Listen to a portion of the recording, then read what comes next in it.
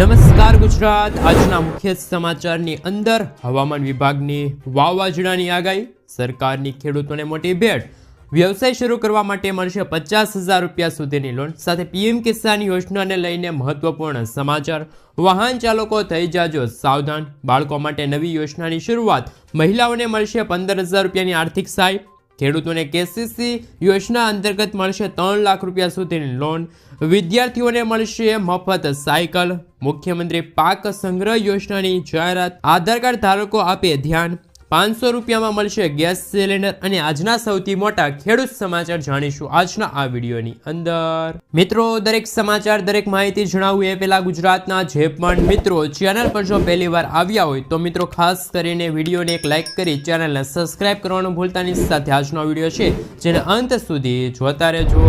મિત્રો, અત્યારના હવામાન સમાચાર વિશે વાત કરીએ તો હાલ હવામાન વિભાગે મિત્રો નવી આગાહી વ્યક્ત કરી છે, જેમાં મિત્રો 75 કિલોમીટર પ્રતિ કલાકની ઝડપે પવનો ફૂંકાશે। 14 રાજ્યોમાં માવઠાના સંકેત, ભયંકર ઠંડીની પણ આગાહી કરવામાં આવી છે। દેશના હવામાનમાં બદલાવ જોવા મળી રહ્યા છે। કેટલીક જગ્યાએ તો ઠંડી અને અન્ય સ્થળોએ વરસાદ પડી રહ્યો છે। દરિયાઈ કાંઠાના રાજ્યોમાં ભારે પવન સાથે ભારે વાદળો આવવાની શક્યતા છે, જ્યારે ઘણા રાજ્યોમાં ધુમ્મસ ફેલાઈ ગયું છે, જેના કારણે લોકોને ઠંડીનો અહેસાસ થઈ રહ્યો છે। ભારતીય હવામાન વિભાગ એટલે કે IMDએ અત્યારે આ અંગે ઓરેન્જ અને રેડ એલર્ટ જાહેર કર્યા છે। ચાલો જાણીએ કે આગામી સપ્તાહ એટલે કે આગામી અઠવાડિયામાં કેવું હવામાન રહેશે। 25 નવેમ્બરના રોજ ખાસ મિત્રો દક્ષિણી અને પશ્ચિમ બંગાળની ખાડીમાં એક નવું ચક્રવાત બન્યું અને જેમના કારણે શ્રીલંકા લાગુના વિસ્તારમાં 45 થી લઈને 55 કિલોમીટર પ્રતિ કલાકની ઝડપે પવનો ફૂંકાણા। એટલે કે મિત્રો ત્યાં પણ અત્યારે હાલ ફરી એકવાર વાદળછાયું વાતાવરણ, ધોધમાર તો અતિ ભારે વરસાદની પણ આગાહી વ્યક્ત કરવામાં આવી છે। આ સાથે સાથે દક્ષિણ ભારતના તમામ રાજ્યો, દરિયાઈ કાંઠાના જે રાજ્યો છે, વિસ્તારો છે, ત્યાં પણ મિત્રો હાલ અત્યારે ઓરેન્જ એલર્ટ અને રેડ એલર્ટનું સિગ્નલ છે એ અત્યારે હવામાન વિભાગે જાહેર કર્યું છે। મિત્રો, ત્યાર પછીના સમાચાર વિશે વાત કરીએ તો હાલ સરકારની ખેડૂતોને સૌથી મોટી ભેટ, ખેડૂતોની સિંચાઈ સંબંધિત સમસ્યાના નિરાકરણ માટે ભારત સરકાર દ્વારા PM કુસુમ યોજના ચલાવવામાં આવી રહી છે। આ યોજના હેઠળ ખેડૂતોને તેમના ખેતરમાં સોલાર પંપ લગાવવા માટે પૈસા આપવામાં આવે છે। સરકાર 2 HP થી લઈને 5 HP સુધીના સોલાર પંપ માટે 90% સબસિડી આપે છે। કેન્દ્ર સરકારે આ યોજનાને 35 લાખ ખેડૂતો સુધી લઈ જવાનું લક્ષ્ય રાખ્યું છે। જો તમે પણ આ યોજનાનો લાભ લઈને તમારા વીજળી બિલના વપરાશમાં ઘટાડો કરવા માંગો છો તો તમે આજે જ ઓનલાઈન અથવા તો ઓફલાઈન PM કુસુમ યોજના અંતર્ગત પોતાનું નામ છે નોંધાવી શકો છો। તો હાલ સરકારે ખેડૂતોને સૌથી મોટી રાહત આપી છે। મિત્રો, ત્યાર પછીના સમાચાર વિશે વાત કરીએ તો હાલ ખેડૂતોને મળશે 1 લાખ રૂપિયાની સહાય। ગોડાઉન બનાવવા માટે હાલ મુખ્યમંત્રી પાક સંગ્રહ યોજનાને લઈને સૌથી મોટા સમાચાર। ખેડૂતોને તેમની ખેત પેદાશોના લાંબા સમય સુધી સંગ્રહ કરવા માટે યોગ્ય સુવિધા ઉપલબ્ધ કરવા તેમજ કુદરતી આફતો અને ઓછા બજાર ભાવના કારણે ખેડૂતોને આર્થિક નુકસાનની વેઠવાનો વારો ન આવે તે માટે રાજ્ય સરકારે નવી મુખ્યમંત્રી પાક સંગ્રહ સ્ટ્રક્ચર યોજના અમલમાં મૂકી હતી। કૃષિ મંત્રી રાઘવજી પટેલે આ અંગે જણાવ્યું હતું કે આ યોજનાનો લાભ મેળવવા માટે ખેડૂતોએ પોતાના ખેતરમાં ઓછામાં ઓછું 350 ચોરસ ફૂટ વિસ્તારનું એક પાક સંગ્રહ સ્ટ્રક્ચર બનાવવાનું રહેશે, જેના માટે રાજ્ય સરકાર દ્વારા જરૂરી નાણાકીય સહાય પૂરી પાડવામાં આવે છે। આ યોજના અંતર્ગત રાજ્ય સરકાર દ્વારા ખેડૂતોને અગાઉ કુલ ખર્ચના 50% અથવા તો 75,000 સહાય આપવામાં આવતી હતી।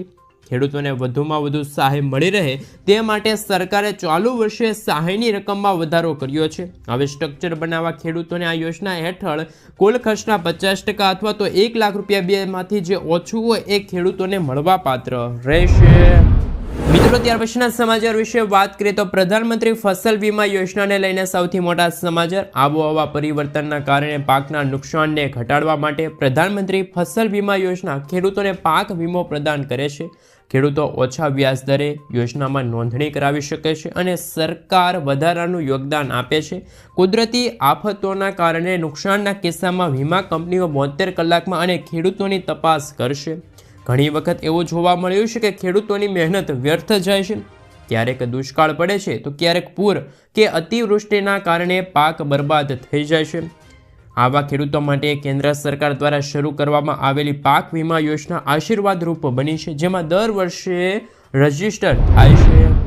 મિત્રો, ત્યાર પછીના સમાચાર વિશે વાત કરીએ તો હાલ ખેડૂતોને મળશે 25,000 રૂપિયાની સહાય. ગુજરાત સરકાર ખેડૂતોને પૂર, દુષ્કાળ, અતિવૃષ્ટિ જેવી કુદરતી આફતોમાં રાહત આપવા ઓગસ્ટ 2020ના રોજ ગુજરાત સરકાર દ્વારા મુખ્યમંત્રી કિસાન સહાય યોજનાની શરૂઆત કરવામાં આવી હતી. ગુજરાત સરકાર આ સહાય યોજના અંતર્ગત રાજ્ય સરકાર દ્વારા ખેડૂતોને મહત્તમ 4 હેક્ટર માટે કૃષિ પેદાશોના નુકસાનના 33% થી 60% નુકસાનમાં વળતર આપશે.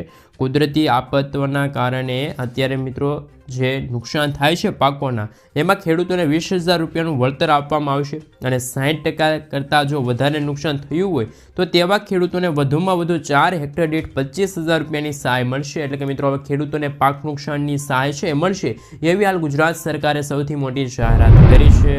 મિત્રો, ત્યાર પછીના સમાચાર વિશે વાત કરીએ તો વાહન ચાલકો માટે સૌથી મોટા સમાચાર સામે આવી રહ્યા છે. ગુજરાત સરકારે ટ્રાન્સપોર્ટ વિભાગની અંદર મોટો નિર્ણય લીધો છે અને ટ્રાફિક ચલણના નિયમોની અંદર ફેરફાર કર્યા છે. અંતર્ગત હવે હેડ કોન્સ્ટેબલ અને એમનાથી ઉપરના જે અધિકારીઓ છે એમને ગુજરાતના તમામ જિલ્લાઓની અંદર, તાલુકાની અંદર, ગ્રામ્ય વિસ્તારની અંદર ચલણ કાપવાની મંજૂરી આપી દેવામાં આવી છે. જ્યારે મિત્રો તમને જણાવી દઈએ કે આ નિયમ પહેલાં એટલે કે અગાઉ પણ હતો જ, પરંતુ તે નવા નિયમ માત્ર ને માત્ર મિત્રો જે શહેરી વિસ્તારની અંદર જ લાગુ હતો. શહેરી વિસ્તારની અંદર જે હેડ કોન્સ્ટેબલ અને એમનાથી ઉપરના જે અધિકારીઓ છે એ દંડ ફટકારી શકતા હતા, પરંતુ હવે ગુજરાતના તમામ જિલ્લાઓની અંદર, તાલુકાની અંદર, ગ્રામ્ય વિસ્તારની અંદર હેડ કોન્સ્ટેબલ અને એમનાથી ઉપરના જે અધિકારીઓ છે એ તમે જો ટ્રાફિક નિયમનું ઉલ્લંઘન કરો છો તો તમને દંડ ફટકારી શકે છે. તો વાહન ચાલકો થઈ જાજો સાવધાન. નવા નિયમો છે એ અત્યારે હાલ ટ્રાફિકને લઈને અત્યારે બહાર પાડવામાં આવી રહ્યા છે.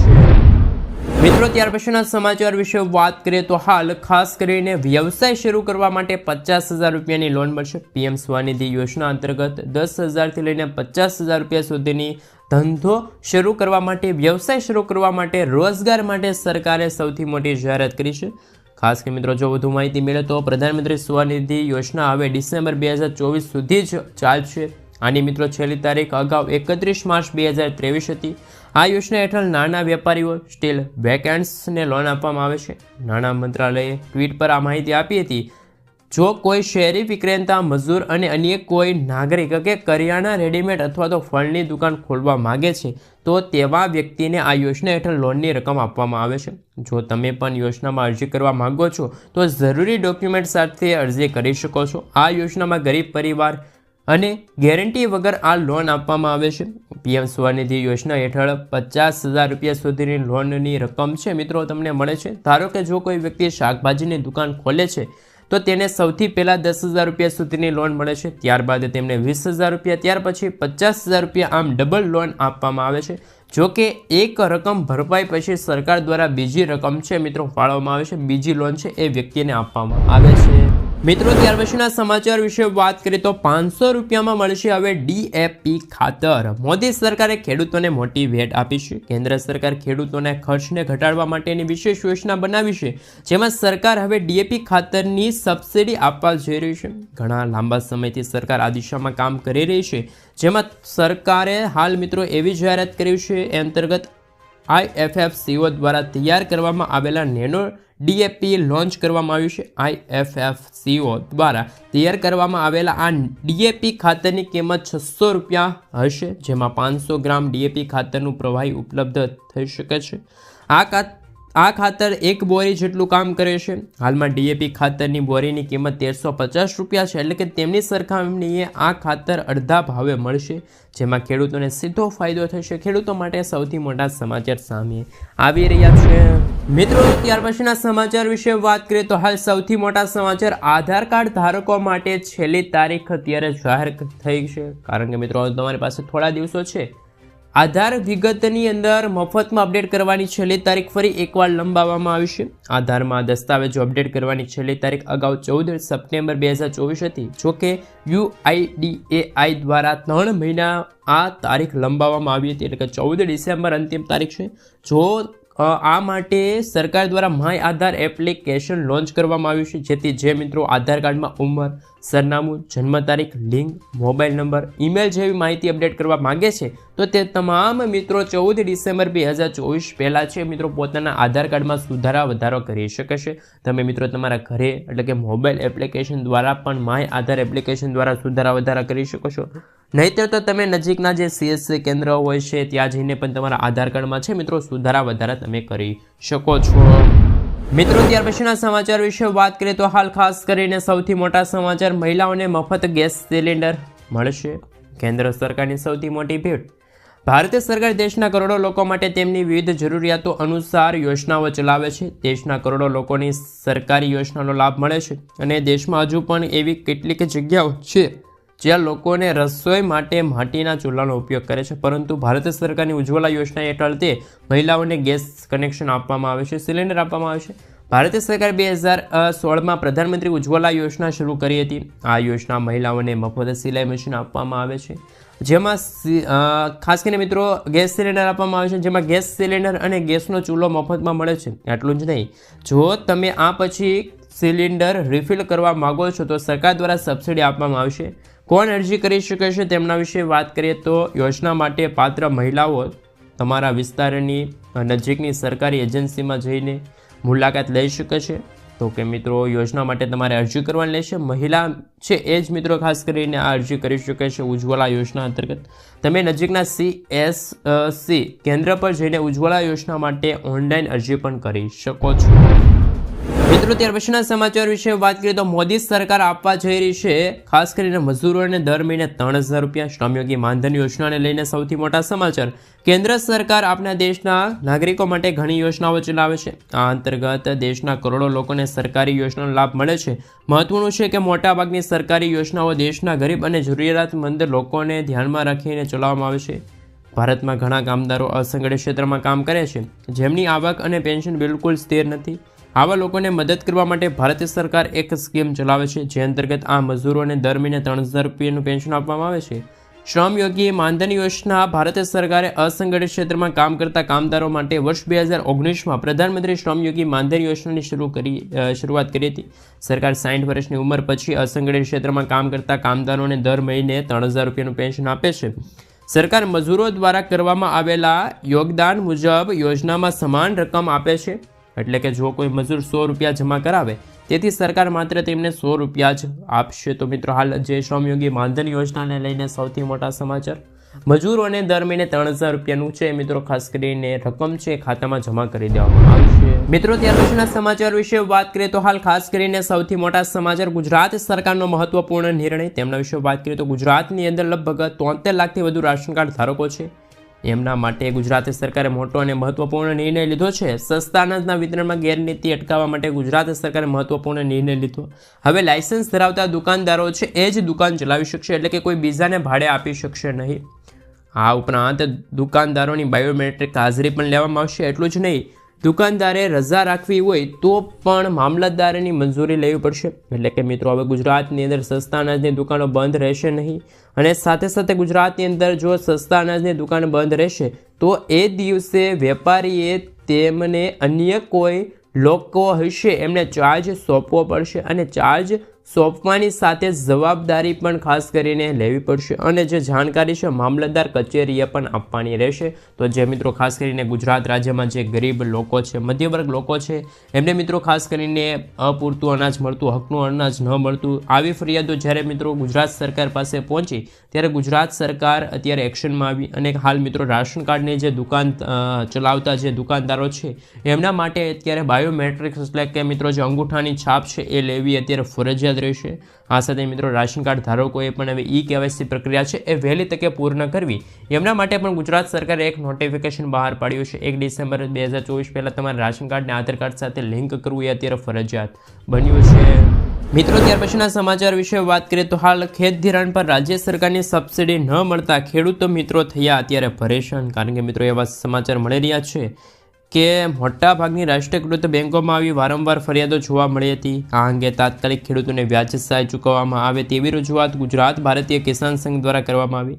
ખેડૂતોના હિતમાં 3 લાખ રૂપિયા સુધીની ખેત ધિરાણ પર રાજ્ય સરકાર દ્વારા 0% વ્યાજ દરથી વ્યાજ લોન આપવામાં આવી છે. રેગ્યુલર ધિરાણ પરના ખેડૂતોના ખાતામાં 7% વ્યાજ જમા થતી હોય છે, જેમાં કેન્દ્ર સરકાર દ્વારા વ્યાજ સહાય જમા થાય છે, પરંતુ રાજ્ય સરકાર દ્વારા મળતી વ્યાજ સહાય છેલ્લા 2 વર્ષથી ખેડૂતોના ખાતામાં જમા ન થતાં ખેડૂતોની હાલત કફોડી બની છે. મોટાભાગની રાષ્ટ્રીયકૃત બેંકોમાં પણ આવી ફરિયાદો જોવા મળી હતી. મિત્રો, તમારું શું કહેવું છે? ખેડૂતોને તેમનું વ્યાજ મળવું જોઈએ, કારણ કે આ યોજના છે કેસીસી લોન યોજના. કેસીસી લોન યોજનામાં ખેડૂતોને પોતાની જમીનના દસ્તાવેજો સબમિટ કરાવીને અમુક ઔપચારિકતા માપદંડો પૂર્ણ કરીને સરકાર તરફથી કેસીસી યોજના છે, ગ્રીન કાર્ડ કહી શકાય યોજનાને, એ અંતર્ગત મિત્રો હાલ ખેડૂતોને છે લોન મળવા પાત્ર રહેશે. અને મિત્રો, આવી ફરિયાદો પણ જોવા મળી રહી છે કે રાજ્ય સરકાર દ્વારા ખેડૂતોને વ્યાજ સહાય સમયસર ખાતામાં જમા નથી થતી. મિત્રો, ત્યાર પછીના સમાચાર વિશે વાત કરીએ તો હાલ 20 લાખ બાળકોને થશે ફાયદો. 27,000 કરોડ રૂપિયાનો પ્રોજેક્ટ થયો છે પાસ. મોદી સરકારે જ અત્યારે આ સૌથી મોટી જાહેરાત કરી છે. ભારતમાં એવા ઘણા બાળકો છે જે સરકારી શાળાઓમાં અભ્યાસ કરે છે. સરકારી શાળામાં કોઈ પણ ભેદભાવ વિના અમીર અને ગરીબ તમામ બાળકોને શિક્ષણ આપવામાં આવ્યું છે. ભારતમાં ઘણી એવી શાળાઓ છે જેમનું નિર્માણ ઘણા વર્ષો પહેલાં કરવામાં આવ્યું હતું. હવે આ શાળાઓને આધુનિક બનાવવા માટે પ્રધાનમંત્રી શ્રી શાળા યોજનાની શરૂઆત કરવામાં આવી. ભારત સરકાર દ્વારા દેશના નાગરિકો માટે ઘણી વિવિધ પ્રકારની યોજનાઓ ચલાવવામાં આવે છે. દેશના નાગરિકોની જરૂરિયાતને ધ્યાનમાં રાખીને કેટલીક યોજનાઓ લાવવામાં આવે છે જેથી લોકોને શ્રેષ્ઠ સુવિધા મળે, અને કેટલીક યોજનાઓ ચલાવવામાં આવે છે. શિક્ષણ એ દરેક વ્યક્તિના જીવનનો મહત્વપૂર્ણ ભાગ છે, અને એક શિક્ષિત વ્યક્તિ દેશને વધુ સારા અને મજબૂત બનાવવામાં પણ ફાળો આપે છે. તો ખાસ કરીને મિત્રો, વિદ્યાર્થીઓ માટે સારા સમાચાર. જે મિત્રો અત્યારે નાના બાળકો છે, ભૂલકાઓ છે, અત્યારે હાલ હંમેશા અભ્યાસમાં ધ્યાન આપી શકે. સરકારી શાળામાં મિત્રો એવું નથી કે સરકારી શાળા અત્યારે પ્રાઇવેટ શાળા જેવી નથી શિક્ષણ મળતી, પરંતુ અત્યારે હાલ ટેકનોલોજીના આધારિત હવે બાળકોને પણ અત્યારે હાલ ટેકનોલોજીના માધ્યમથી શિક્ષણ મળી રહે એ હેતુથી વડાપ્રધાન શ્રી નરેન્દ્ર મોદીજી દ્વારા પ્રધાનમંત્રી શ્રી શાળા યોજનાની શરૂઆત કરવામાં આવી. એટલે કે જે જૂની શાળા હોય એને અપગ્રેડ કરવામાં આવી.